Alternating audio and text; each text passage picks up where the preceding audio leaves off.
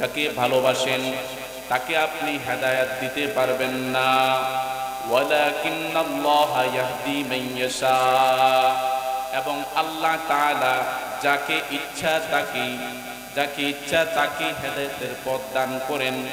আল্লাহ তাআলা এই আয়াতের মাধ্যমে জানাই দিলেন, ও পয়গম্বর, আপনি আপনার চাচাকে ভালোবাসেন, মহব্বত করেন, ঠিক আপনার চাচাও আপনাকে ভালোবাসে, মহব্বত করে, যেহেতু আপনার মা নাই, আপনার বাবা নাই, কিন্তু আপনি তাকে হেদায়েত দিতে পারবেন না।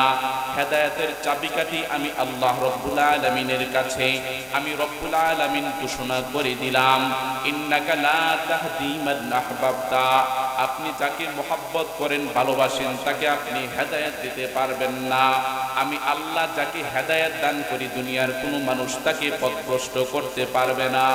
রহমাতুল লিল আলামিন দীর্ঘ 13 বছর আবু জাহেলকে দ্বীনের জন্য দাওয়াত দিয়েছে। আবু জাহেল কোনোদিন নবীর কথা মানে নাই। যদি হেদায়েতের মালিক আমার নবী হইতই, তাহলে আবু জাহেল সর্বপ্রথম হেদায়েত হয়ে মুসলমান হয়ে যাইত। আল্লাহ তাআলা এই কথাটাই শিক্ষা দিয়েছেন, আপনি নবী দ্বীনের কথাগুলো, বক্তব্যগুলো মানুষের মাঝে প্রচার করে দেন। আমি আল্লাহ তাআলা যাকে দ্বীনের জন্য পছন্দ করব, ওয়া হুয়া আ'লামু বিল মুহতাদিন, ইসলামের কথাগুলা, দ্বীনের কথাগুলা মানুষের মাঝে আপনি বুঝাইয়া দেওয়ার পরে যেই মানুষগুলা আপনার কথাগুলা বুঝবে, যেই মানুষগুলা আপনার কথাগুলা মানবে, আমি আল্লাহ রব্বুল আলামিন তাদেরকে হেদায়েতের পথের সন্ধান দিয়ে দিব। বলেন সুবহানাল্লাহ। এই জন্য রব্বুল আলামিন বলেন, মান ইয়াহদিল্লাহু ফালা মুদিল্লা লাহু ওয়া মান ইউদ্লিলহু ফালা হাদিয়া লাহু। আমি আল্লাহ যাকে হেদায়েত দান করি, পৃথিবীর কোনো মানুষ তাকে পথভ্রষ্ট করতে পারে না। আমি আল্লাহ যাকে পথভ্রষ্ট করি, দুনিয়ার সমস্ত মানুষ মিলেও ওই বান্দাকে হেদায়েতের পথে আনতে পারে না।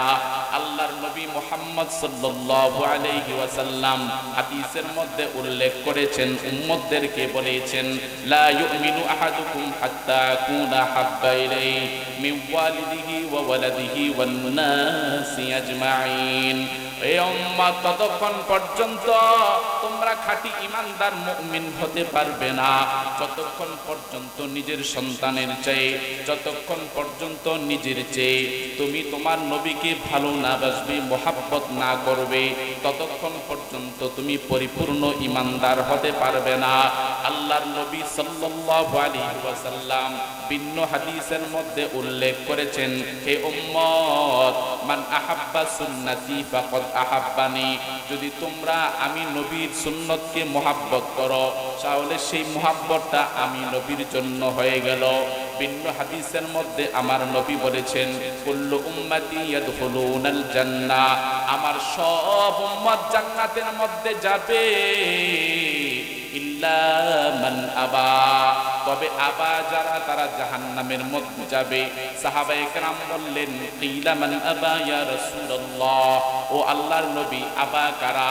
আমার নবী বললেন, ক্বালা মান আতাআনি দাখালাল জান্নাহ ওয়া মান আসানি ফাকাদ আবা।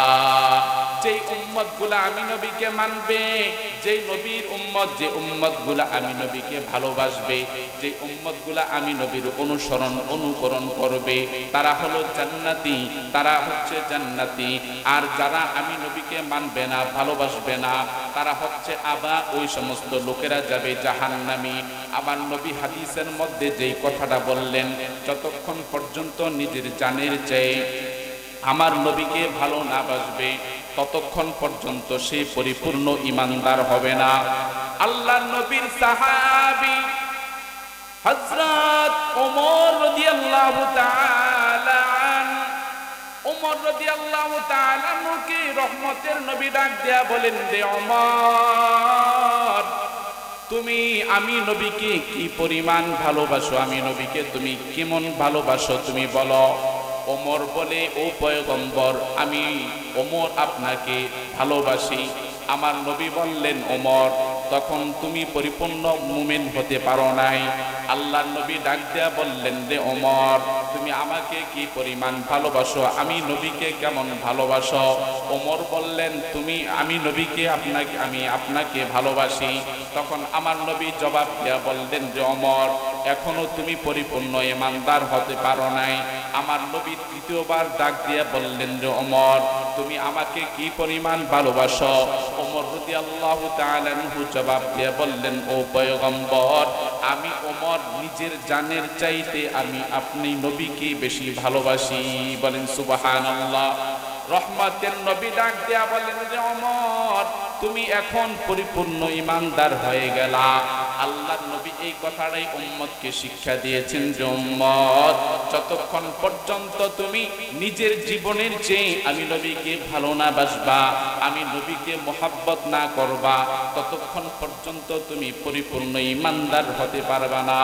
এই জন্য আল্লাহর নবীকে যদি কেউ ভালোবাসতে চায়, আল্লাহর নবী শিক্ষা দিয়েছেন, আল্লাহর নবীর ভালোবাসার মাপকাঠি হচ্ছে নবীজির সুন্নাত। যেই উম্মতের ভিতরে নবীজির সুন্নাত থাকবে, ওই উম্মতটা হচ্ছে নবীজির আদরের উম্মত। যেই নবীর উম্মতের ভিতরে নবীর সুন্নাত থাকবে না, এই উম্মত যত বড় টাইটেল বলা হোক, সে হলো পথভ্রষ্ট একজন উম্মত। আল্লাহর নবীর উম্মত যদি হতে চাও, তাহলে নবীর সুন্নতকে অনুসরণ করে নাও।